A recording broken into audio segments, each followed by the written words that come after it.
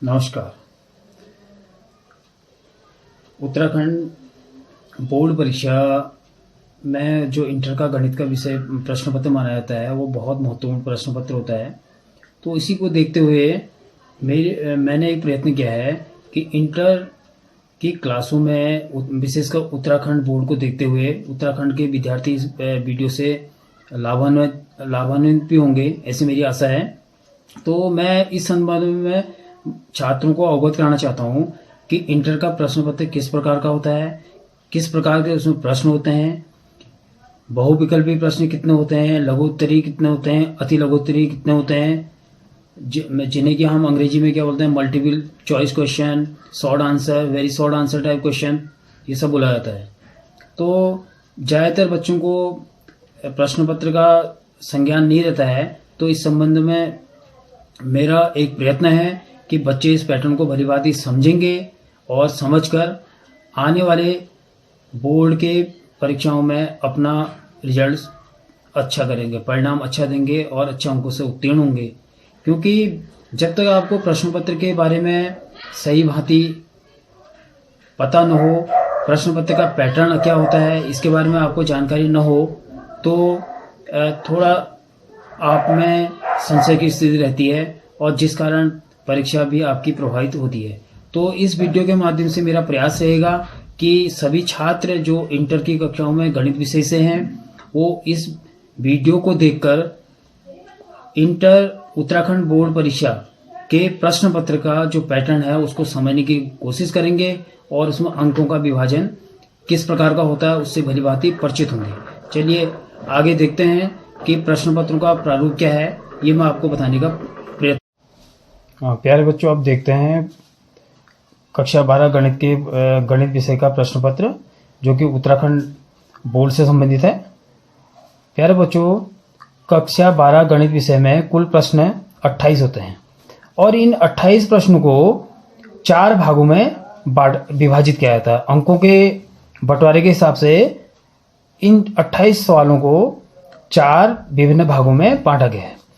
तो पहला जो भाग है जिसमें प्रत्येक जो प्रश्न है वो एक एक अंक का निर्धारित है और ये प्रश्न संख्या 1 से प्रारंभ होकर प्रश्न संख्या 5 तक में समाप्त होता है।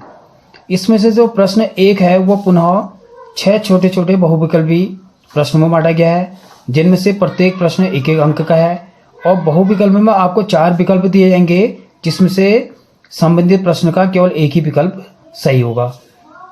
और प्रश्न संख्या 2 से लेकर 5 तक इसमें कुल 4 प्रश्न हैं और प्रत्येक एक अंक का है और इसमें जो है प्रश्न जो होते हैं उनका आंसर आपको 2 या 4 या 5 या आशा कर सकते हैं कि हद से हद 6 लाइनों में ये प्रश्न का आंसर मिल जाता है। यानी कि आपको प्रश्न संख्या 2 से 5 तक का जो हल देना है वो आपको ये मान के चलना है कि इसका हल 6 लाइनों में लगभग प्राप्त हो जाएगा। इसके बाद आते हैं भाग 2 की बात करते हैं हम, जो प्रश्न संख्या 6 से लेकर 13 तक का होता है और इसमें कुल प्रश्न जो है 8 क्वेश्चन इसमें निर्धारित है और इनमें से जो प्रत्येक क्वेश्चन है वो 2-2 अंकों का है। तो इस प्रकार 8 गुणा 2 16, तो ये जो भाग होता है ये 16 अंकों का निर्धारित है और इसमें प्रश्न जो है लघु उत्तरीय प्रश्न होते हैं और इनका भी आंसर बहुत संक्षिप्त होता है। इनको करने में कोई दुविधा आपको नहीं होगी क्योंकि ये जो 2 अंकों के निर्धारित प्रश्न हैं इनका जो आंसर होता है वो बहुत सटीक ढंग से आपको थोड़ा सा कोशिश करने पर मिल ही जाता है। उसके बाद भाग 3 जो है 14 से 21 तक का है। इसमें कुल 8 प्रश्न हैं और प्रत्येक प्रश्न 4 अंक का है और इसको हम दीर्घ उत्तरीय प्रश्न के नाम से भी जानते हैं, शॉर्ट आंसर टाइप क्वेश्चंस।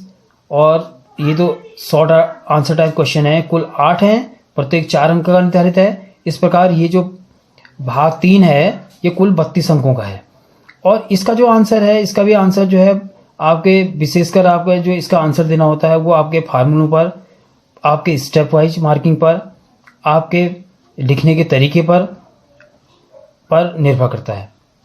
उसके बाद जो कक्षा 12 के गणित विषय का जो इम्पोर्टेंट पोर्शन है, अंतिम पोर्शन, अंतिम भाग जिसे हम कह सकते हैं वो अति दीर्घ उत्तरी प्रश्नों का है। और जिसमें अति दीर्घ उत्तरी जो प्रश्न हैं, इनमें जो प्रत्येक प्रश्न है वो 6 अंक का निर्धारित है। और इन 6 अंकों से निर्धारित जो प्रश्न है, इनमें कुल 7 प्रश्न है और 42 नंबर का यह भाग है।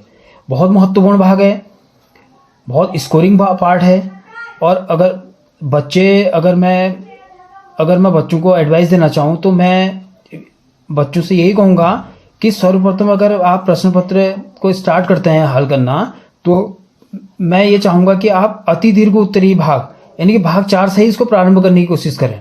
क्योंकि बाद में ऐसा होता है कि बच्चों को अति दीर्घ उत्तरी प्रश्न तो पता होते हैं, परंतु उनके पास समय पर्याप्त न होने के कारण वो उसको हल करने में असमर्थ हो जाते हैं और इस प्रकार उनको सीधे सीधे एक क्वेश्चन पर 6 अंक का हानि होती है।